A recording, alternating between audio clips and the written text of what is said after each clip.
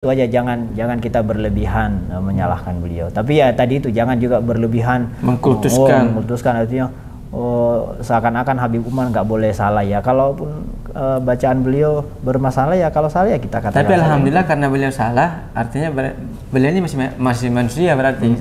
Iya, betul. Kalau nggak pernah salah, waduh bahaya. Ini malaikat ini jangan-jangan ya. Betul.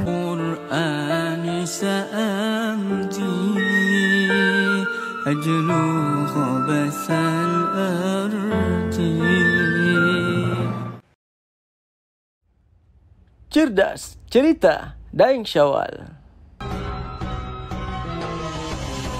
Mau umroh bareng Daeng?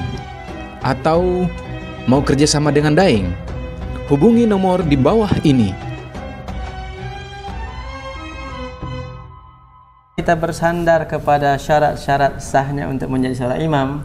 Itu bagaimana, Ustaz? Ibaratnya sangat mumpuni berarti, atau apakah biasa-biasa aja atau gimana, Ustaz?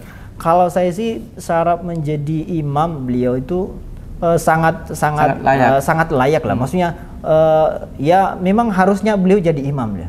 Dan saya kira yang siapapun yang mau sholat di depan beliau itu pasti gemetar merasa juga kan, masya Allah kan ulama seperti Kiai Prof Said Akil aja kalau ke Istiqlal kan biasanya imam-imam tuh nggak berani mengimami beliau, atau kayak Asin itu. Apalagi beliau kan yang udah ulama kelas dunia lah gitu. Tapi itu lagi ya. Dari segi bacaan Quran kita harus netral, bahwa kalau beliau memang salah dalam tajwid ya kita katakan salah gitu. Tapi bukan berarti nggak layak jadi imam, enggak. Karena dari imam, untuk menjadi imam itu bukan hanya bacaan saja secara lahiriah, tapi banyak hal lainnya gitu. Ya, kebetulan waktu itu saya juga hadir di belakang, Ustaz. Iya kan? Dan Masya Allah ya, iya itu kan? Ada termasuk waktu itu Ustaz Ansar yang jadi harus ininya jadwalnya beliau. Oh, Ustaz Ansar. Iya, dan pasti beliau juga, Ustadz Ansar pasti ketika mendengar bacaan beliau pasti ada juga pertanyaan dalam hati kan, misalnya kalau tajwidnya keliru. Tapi ya gitu ya, pasti ada hal lain yang kita rasakan saat jadi makmum, kayak merasa alhamdulillah diimami sama beliau gitu. Jadi ada kepuasan tersendiri. Nah itu nggak semua orang bisa kayak gitu gitu. Artinya beliau memang layak lah, memang beliau harusnya jadi imam. Ya siapapun nggak akan berani mengimami, walaupun mungkin andai kata beliau datang ke sini kita juga nggak akan berani jadi imam ya. Tapi ya itu, kalau dalam tajwid ya tetap tajwid. Kalau salah secara tajwid ya kita harus katakan salah secara tajwid gitu. Tapi ada cerita dari Kiai Sofyan Hadi. Beliau cerita itu ada cerita dan kalimat daripada gurunya itu, dia bilang kalau kamu sholat udah sholat aja jadi makmum, misalkan ya udah kau jadi makmum, nggak usah menjadi dewan juri. Iya kan, betul.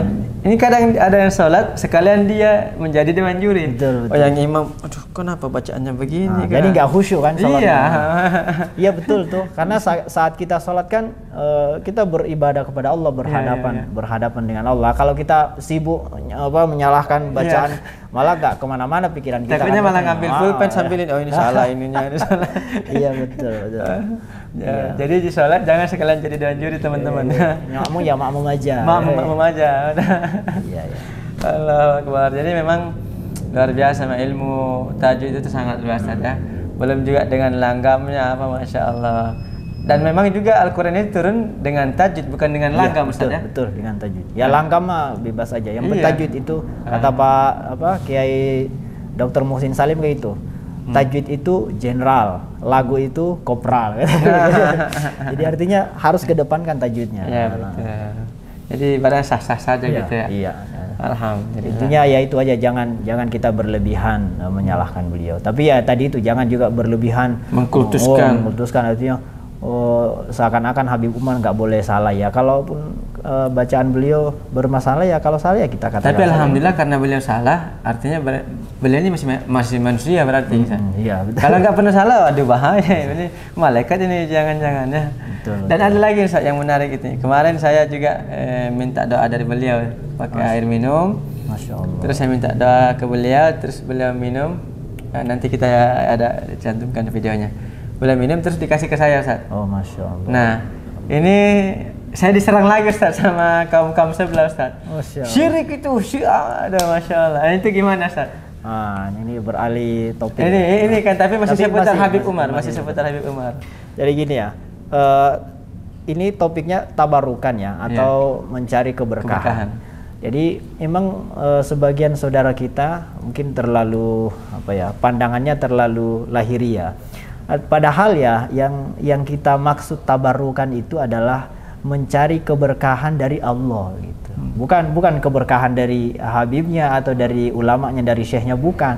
Yang kita minta itu keberkahan dari Allah. Terus kenapa minta ke beliau? Karena beliau itu kita yakini beliau orang yang dekat dengan Allah gitu. Artinya beliau punya kelebihan di sisi Allah sehingga bisa saya keberkahan datang lewat beliau, dan itu sah-sah saja. Dalam Quran itu banyak sekali contoh-contoh di mana kita mencari keberkahan. Misalnya Zakaria ketika minta keberkahan dengan Siti Maryam kan, ketika beliau di dalam kamar itu kan bahasa Quran hunalika da'a Zakaria rabbah. Dia mengalap berkah dengan tempatnya, kamarnya Maryam. Itu biasa saja, biasa saja. Karena ada tempat-tempat tertentu yang Allah berkahi. Linuriyahu min ayatina kan, di antara Masjidil Haram keberkahannya kan disebutkan di dalam Quran di surah Al-Isra ayat 1 itu. Alladzi barakna haulahu. Jadi bisa saja Allah memberkahi tempat-tempat nah, di antara yang diberkahi Allah itu ulama. Ulama itu adalah berkah. Dia memiliki sisi keberkahan, termasuk Rasulullah Sallallahu Alaihi Wasallam, para sahabatnya. Makanya para guru-guru kita ngajarin kita bisa aja cium tangan atau mungkin minta air minum ditiupin, karena kita yakini beliau itu orang-orang yang dekat dengan koneksinya. Allah, sehingga memiliki keberkahan, dan berkah itu dari Allah lewat beliau, melalui beliau gitu. Biasa aja Allah memberkahi batu Ka'bah kan, bisa aja Hajar Aswad diberkahi oleh Allah kan, bukan batunya tapi Allahnya, tapi melalui itu gitu. Dan itu sah-sah saja, tapi ya mungkin pandangan mereka beda kali. Iya, jadi sampai diserang saya.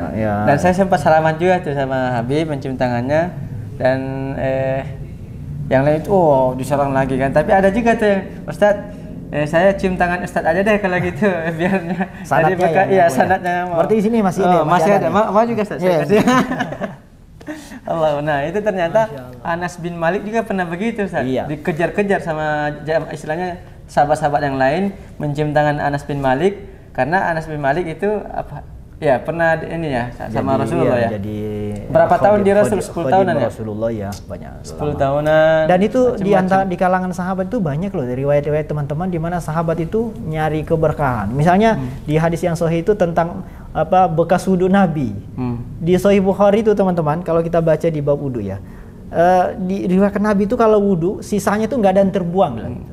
Jadi ketika Nabi wudhu, sahabat itu rebutan itu ngambil keringatannya juga apa segala macam ya. Sampai rambutnya kan sampai di Khalid bin Walid itu. Jadi banyaklah di antara para sahabat itu. Tapi itu ada yang kalau saya pernah dengar yang ini bekas bekamnya Rasul. Iya, termasuk. Bekas bekamnya Rasul. Termasuk itu ceritanya, kisah yang ketika Sayyidina Umar bin Khattab diminta untuk minta doa sama Uwais Al-Qarni. Itu berarti kan minta keberkahan doa, padahal kesalehannya sahabat luar biasa. Sahabat jadi itu jadi, biasa. Tapi kadang teman-teman yang ini dia nggak terima yang begitu, Ustaz. Ya mungkin ya nggak tahu ya, dianggapnya berlebihan, padahal padahal ada dalilnya jelas ya. Jadi pemahamannya sih yang nggak nyampe ke situ. Padahal pemahaman kita, Allah menjadikan sebab itu biasa. Termasuk kan salawat banyak yang dimusyrikan oleh kelompok sebelah itu. Dianggapnya kayak salawat naria atau apa, dianggapnya itu musyrik. Padahal yang kita minta adalah Allah minta kepada Allah melalui Nabi Muhammad. Itu biasa saja. Seperti Allah misalnya wa anzala minas sama'i ma'an fa akhraja bihi minas thamarati rizqan lakum. Allah menurunkan hujan, dengan hujan itu Allah menumbuhkan samarat atau buah-buahan atau pohon-pohon. Nah, pertanyaannya sekarang, yang menumbuhkan pohon itu air apa Allah? Kan Allah, tapi melalui air itu.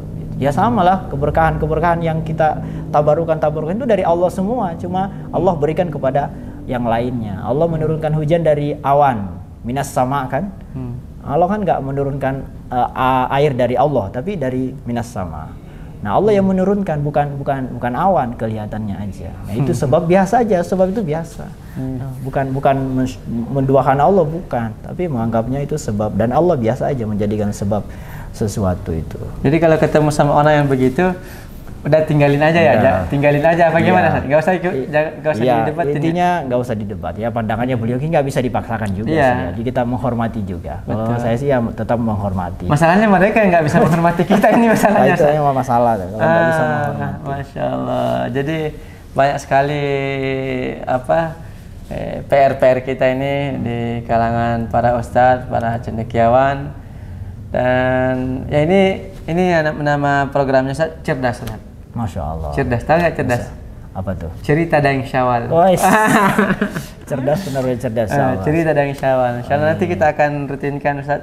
Sip. Mudah-mudahan nanti bisa bermanfaat untuk teman-teman. Amin. Baik itu yang menyaksikan secara online ataupun offline, nanti yang ada nanti di Masjid Jannatin bersama Ustaz Sahar. Kajian di sini setiap malam apa, Ustaz? Kalau malam Kamis. Malam Kamis. Kalau subuh. Pagi Ahad subuh. Masya Allah. Ya teman-teman yang sekitar Jakarta boleh sesekali mampir di Masjid Jannatin Cilandak KKO ya. Cilandak KKO Jakarta Masjid Selatan. Jannatin, iya, Komplek Marinir. Yang ngimamin saya dan Ustadz Sawal dan Ustadz Didi. Biar sekalian ketemu di sini. Biasanya kan selama ini Ustadz Daeng Syawal itu di mana sih? Nah, di Masjid Jannatin Cilandak KKO Jakarta Selatan. Pokoknya kalau nggak ketemu di Istiqlal, datang kemari. Ya di Istiqlal juga bisa. Oke teman-teman, terima kasih, Ustadz. Ada lagi, Ustadz? Udah, nanti kita sambung lagi insyaallah ya. Intinya kita terus belajar dan siap dikritik, siap dikomentari, ya biasa saja. Misalnya yang kita sampaikan di sini, misalnya teman-teman beda pendapat, nggak apa-apa. Nah, silakan tulis di kolom komentar ya. Nggak apa-apa, kita diskusi aja ya, silakan. Nanti teman-teman yang punya pertanyaan ataupun ada saran, silakan tulis di kolom komentar, nanti kita bikinkan lagi videonya insyaallah. Terima kasih, kami undur diri. Saya Daeng Syawal Mubarak bersama Saharudin Mangasa. Assalamualaikum warahmatullahi wabarakatuh. Waalaikumsalam warahmatullahi wabarakatuh.